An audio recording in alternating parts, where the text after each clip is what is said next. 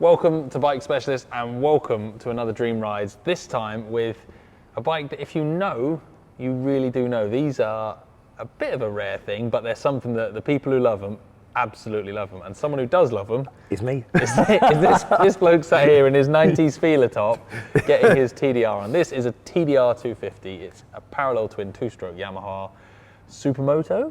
Supermoto, yes. Thing? So when these first came out, I'd have been about 13, and I had a poster of one in my bedroom. And the first time I ever saw one in the metal, I was like, wow, how cool is that? I love the styling. And I've always wanted a perfect model, perfect one. And I've hunted and hunted and hunted down, and I managed to get this one here, which is 1,000 miles from new. That's all it's done. 2 owners. And I have to say, it's just the best example I've ever seen. And this is yours, isn't it? This is your your baby. It is my bike, yeah, and I actually use this quite regularly. And it's got the JLL expansion pipes and everything on, and it sounds absolutely awesome. I mean, I can be riding it down the road and I'll feel, good grief, it's like, what? The noise it's making. I'm just thinking I'm going really fast. I look down the speed, I'm only doing like 30 miles an hour. It's just... That's great though, isn't it? Because if you can get the thrill for half the speed, that's right. That's part of the joy of bikes like this. It's a bike what puts a smile on my face.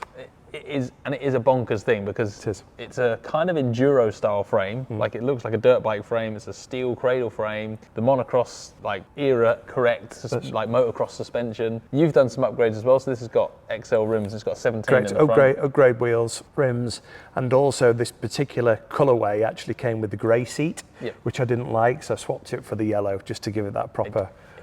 It does look good. And it's one of those strange bikes. There was probably only a handful of bikes that ever plumped like this. Obviously, there was things like the Dominator and the Yamaha TDRs, which were the trail bikes, you know, the 21-inch front wheel.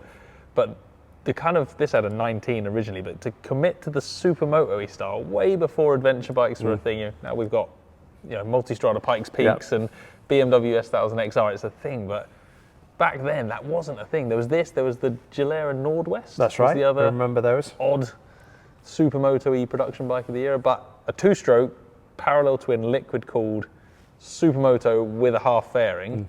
I think it's in a class of 1. Of course, and look at the exhaust, how they just fit underneath the tank, and twin exhaust at the back. It just looks right. I think when they designed this bike, they really put some proper thought into it, and they came up with it, and I just think it looks absolutely stunning. And I think my favourite thing about it is it's something that doesn't happen so much these days. Right. This was Yamaha going, right, we want to build fun street bike, and we're not going to follow the mould. We're not going to make a sports bike. We're not going to make a naked roadster. Like, we're going to build what we think is a really fun street bike, and this is what they came up with. And that sort of free thinking without involving 4 or 5 design consultations and a market survey. That doesn't happen. It doesn't never happen. It does happen from time to time now, but it's rare. Yeah. And I think that's why it should be applauded. It's a proper 90s hooligan bike. Definitely. And a lot of these have been thrash dropped, and to find one in this condition, like I said, is just such a rare find. And, I'm using it, like I said, very, very often, and I just love the thing. It's so cool. Well, I promise not to drop it. I don't know if I can promise about not thrashing it. I've got a bead of sweat running down there thinking you're going to be riding this bike. I've got a really good friend of mine that I grew up riding bikes and mucking around with, and he's got one of these and he absolutely loves it. Yeah. But he's known me long enough to never let me ride it. Whereas you've only met grown-up Chris, you never met teenage Chris, so you're safe. You're not giving me much confidence, to be fair, but hey ho. I am going to have a blast on this. I cannot wait. It's actually in, I think, most counties in Britain illegal to ride a 2-stroke without at some point doing an old school Le Mans style running bump start. Yes!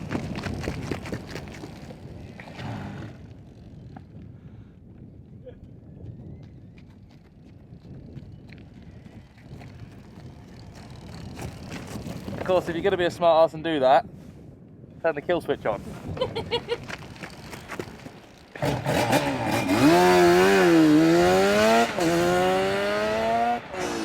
TDR 250. What a bike. Such an oddity, such a Yamaha being a bit random. But I am so glad they did. It is such a hoot.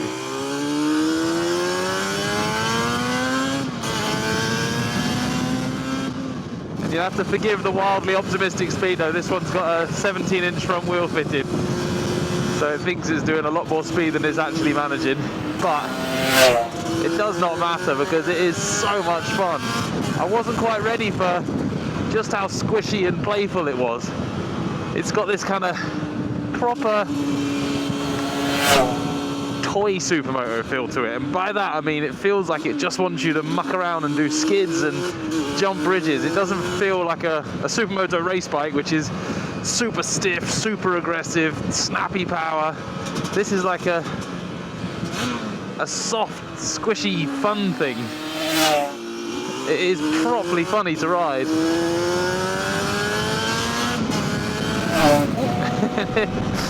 But combined with the two-stroke smell and soundtrack, it is so addictive. Oh. Ring, ring, ring, ring.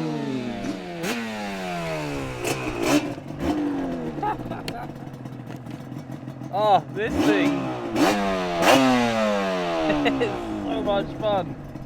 Loads of these kind of cool retro bikes are quite serious things, you know, they're racy bikes or sports bikes.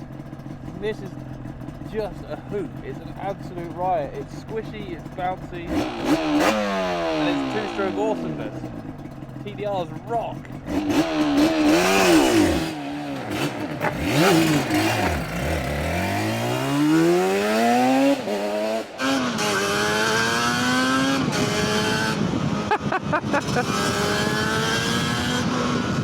Oh, I love it.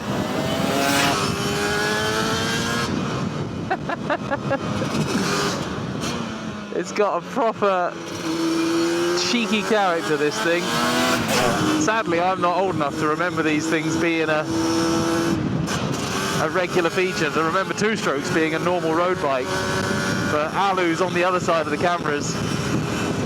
He said the sound of this just made him feel like he was stood at the bus stop waiting for a trip to school, and seeing the older kids whizzing by on old parallel twin two-strokes, crackling and ring-ding-dinging their way to school. And he said it was one of his earliest biking memories that made him want a motorbike, which is probably why there's such a nostalgic soft spot for two-strokes.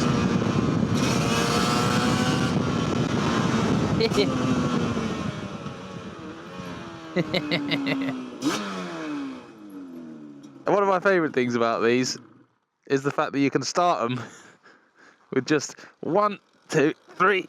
I don't know why I find that so satisfying, but bump starts are cool. This thing is an absolute riot to ride. And this one, I've been trying my best not to get carried away on it today, because it's got, whatever that says, 1,670 miles on it. And it is very, very straight and very, very clean. So I've been doing my best to be respectful of James's baby, but it's kind of hard when it wants you to muck around. It wants you to do skids and jumps and...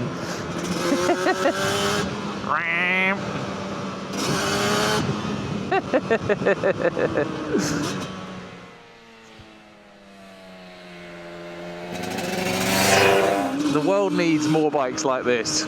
The world needs more manufacturers taking risks and building bikes that might not be exactly what everyone's buying right now. Because that's where you get great bikes. That's where you get bikes that people fall in love with. Building another parallel twin middleweight roadster. We got loads of them. We don't need any more. What we need is some wacky out there bikes.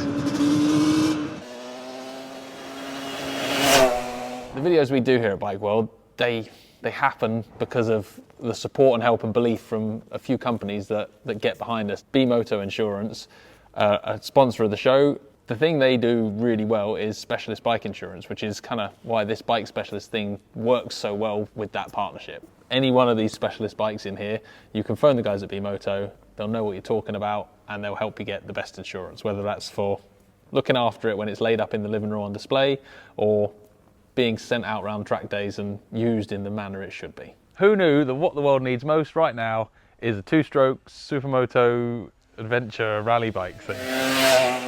What Yamaha did back in the 80s, 90s, early 90s. This thing is fab. It doesn't make that much sense. It's not as comfy as an adventure bike. It's not as fast around corners as a proper Grand Prix style two-stroke.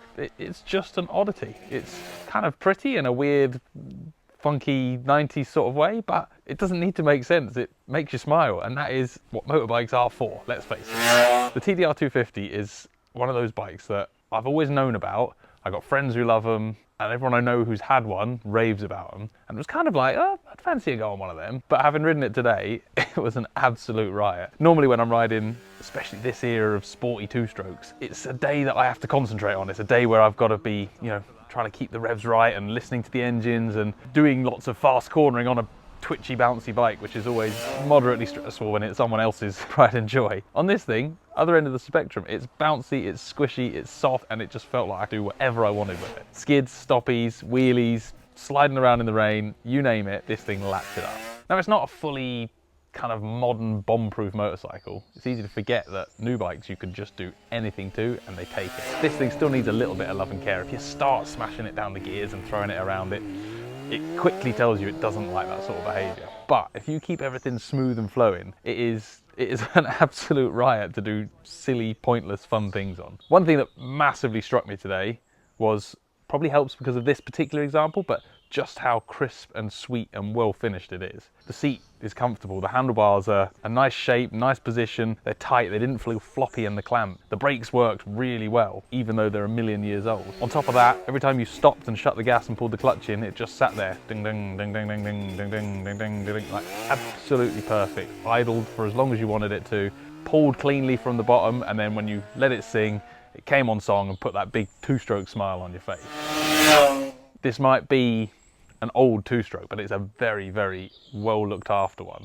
It's easy looking back now with our rosy tinted spectacles at this bike to forget that when it came out, it wasn't a nice nostalgic two-strokey thing. It was a motorbike that people used normally, doing, I don't know, whatever people did in the early 90s. Attend Teenage Mutant Ninja Turtle conventions, I assume. I mean, I know that's what I was up to. It was a normal bike, and it shows when you ride it now. It's well finished, it's a proper production thing, and you could still ride it every day.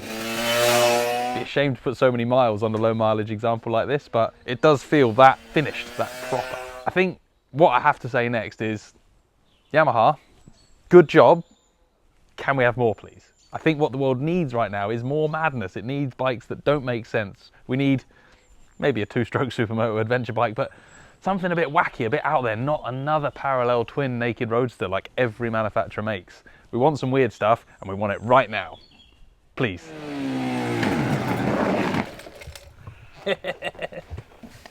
Can't sneakily catch it with an electric start on this.